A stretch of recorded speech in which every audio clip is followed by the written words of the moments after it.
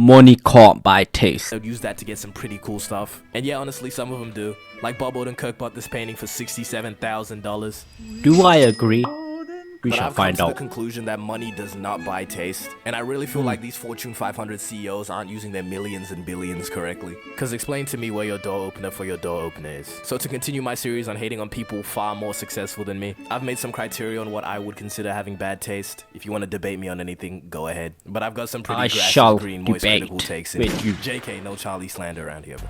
Alright, so firstly, I'm gonna do taste in regards to things that people buy that would be considered personal. So examples could be being distastefully unfashionable, meaning your fit's a hot ass. Sandwich the shorts and the socks with the tee and the, oh my god. You can also have a distasteful sense in interior design, simply meaning your house is hideous.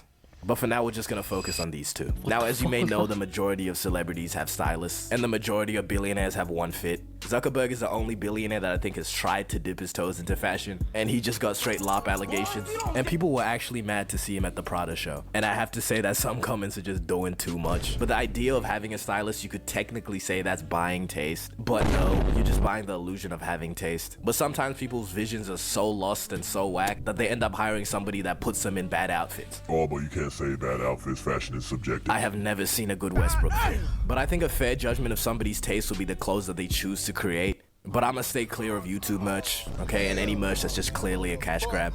Cause one, two, the only people that buy this kind of merch are children, jesters, or people who are too supportive for their own good. And I really don't think I can take someone wearing Beast merch seriously.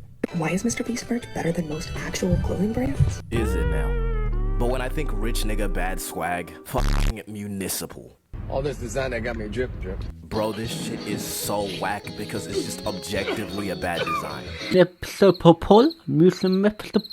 whatever it's called, is a clothing brand. Who is buying this How shit? does this nigga have a career? And you know, I'm all for second chances, but when he dropped this Irish spring green hoodie with Municipal curved across... Do not tell me that is his own clothing brand, bro.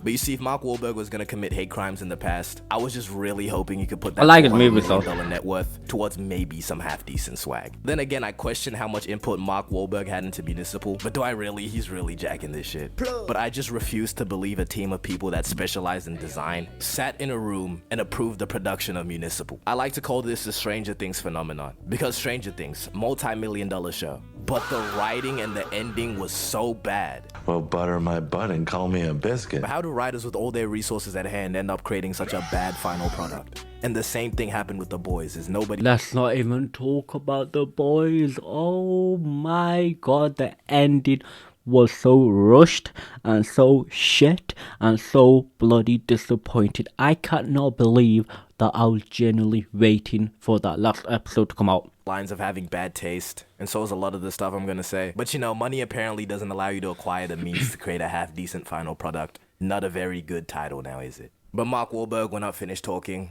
because what annoys me is I could sit here and hate on these weak-ass clothes, but people buy it, and that shit keeps me up every single day. But to really show you that money NPCs, can't bro. buy taste, every year the most influential and famous What the people fuck gather is in that? one place. Minus Deji, of course, but they gather to go fit for fit. And of course, I'm talking about the Met Gala. Now, a lot of the looks you see from the Met Gala is what is considered high fashion. It must be called that because you must have been a high to put this. But you're not gonna see anybody walking around like What this is that? IRL. But anywho, I find that some looks can be artistic, and I think they're good when they work with the theme. Now, there's two types of people that are dressed up at the Met Gala that I would say have bad taste. And first is the people that pull up in a basic-ass suit. Go home, you are not on theme. And the second type, you just I have some like that. bullshit on.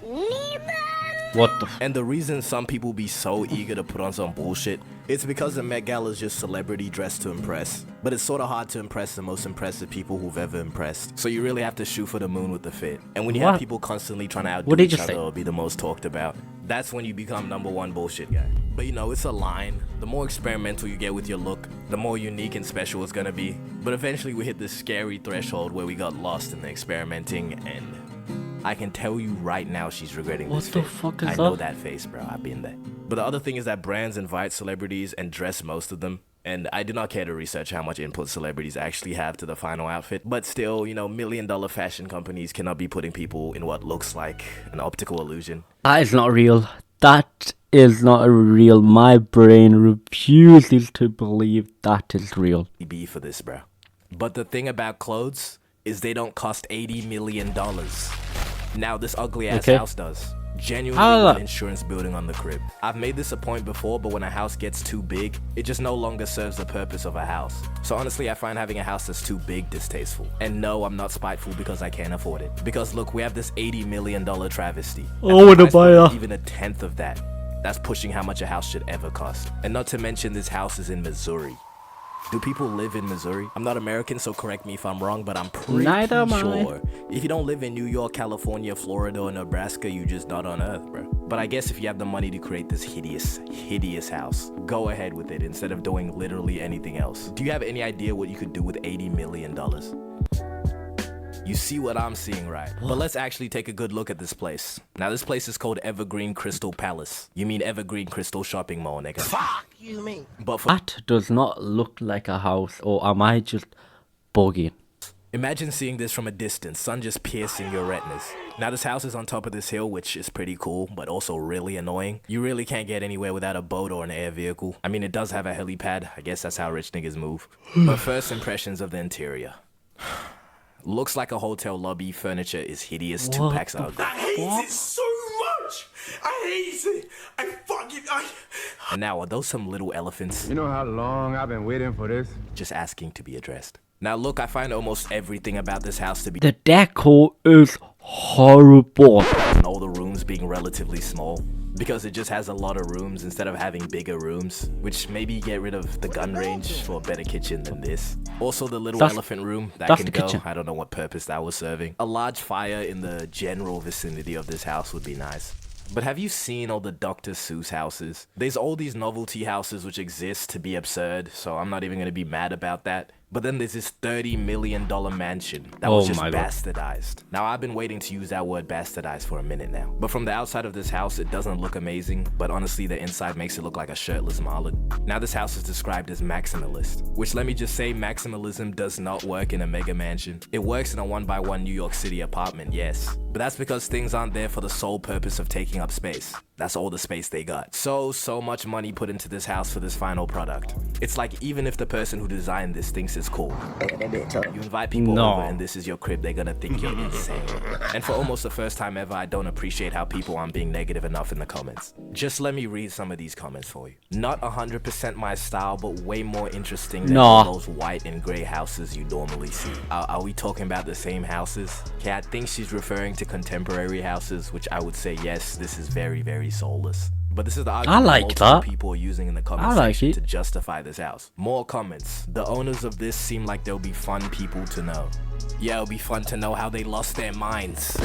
Love it, especially compared to the gray and white. I love the gray and white modern houses, bro. I don't know why people are hating them. I feel like they're just simple. They're just simple and nice, you get me? Yeah, that's right, because I refuse to believe this is the majority of takes. If the fellow common man thinks like this, maybe it was never about the money. I'ma hope for a slightly smaller fire on the perimeter of this house, just because it doesn't cost $80 bajillion. But now a different way to look at bad rich people taste. Let's go through some of the horrible purchases various celebrities have made, starting with... Did I just see a LV bin?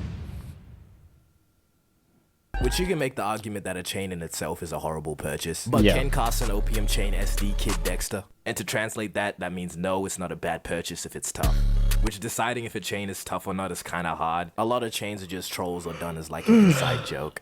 Like this big ass chain. What the fuck is that? Chain, or even Rick Ross's chain of him wearing the chain that he's wearing. But you know, technically that chain should have a chain if it was the same chain. But I'm not trying to get into all that chainception. But a part of me just can't justify spending $250,000 on a chain with like a cartoon character or some shit on it. Okay, I can maybe justify it if you're not getting some bullshit. Like Lil Pump's drug addict chain. Absolute filthy no good fucking drug addicts, man. Good to know you're proud, I guess. Looking at it, it's probably wrong for me to judge people's personal choices and call it distasteful. But just because I like One Piece doesn't mean I should get an iced out Luffy across my neck. Even though that would be hard as fuck. Okay, Tell me one thing, yeah. Why is there with chains there? Bros only showing photos of black people. Do other colored people not wear chains? Get a grip. But I have to say I love the idea of customization. But you know, it gets to a f***ing point. 6'9". We get it, you're colorful, bro, but I really do not like your vehicles. Customizing something is a way to make it feel personal. But Kim K decided to wrap the Urus in velvet, calling it the cutest thing ever. That's the cutest fucking thing I've ever seen in my entire life. But I'ma just call this straight distasteful. First of all, how impractical is this? I actually don't think she ever drove it too. Let's be real, knowing people, if somebody ever saw this on the street, the first thing they're gonna do is find something that can make a stain, and it's going right onto that car. And it's not just celebrities buying whack custom shit cause their personal brand or whatever. Shit like this convertible Monopoly Mansory G-Wagon exists. This some different kind of shit, I like Mansory. and I don't want to be a part of it. What do you reckon they think the hardest part of this car is? The fact that you can make a G-Wagon convertible is crazy. That is what the mad thing is about this shit. This vehicle does not need to exist. But honestly, why I think rich people have bad taste is because when you're rich, it just removes all consequences of your purchase. The guy that bought that $6.2 million banana, he's not gonna miss that money. But as a common man, if you bought a $2 bundle of bananas and somebody comes along with a bat and just fucks that shit up, you're just Basically, rich people are rich.